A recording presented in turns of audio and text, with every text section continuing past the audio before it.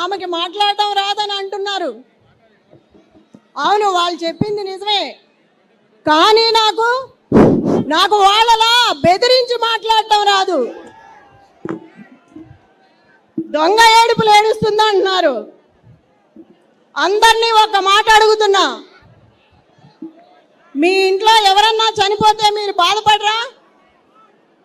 చనిపోయిన వ్యక్తి గురించి వేలాది మంది తరలి వచ్చి అమ్మా నీకు మేమున్నామంటే గుండె బాధపడదా? చెప్పండి అన్న, అక్క, బాధపడరా? గట్టిగా చెప్పాలి, బాధపడవా?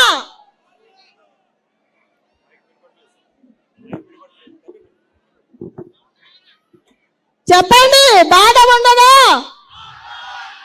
మీ గోపన్న కోసం అంతమంది తరలి వస్తే మిమ్మల్ని అందరినీ చూసి, మీ అభిమానాన్ని చూసి ఏడుపు రాదా? నాకు మీ గోపన్న గురించి మీకు బాధ లేదా?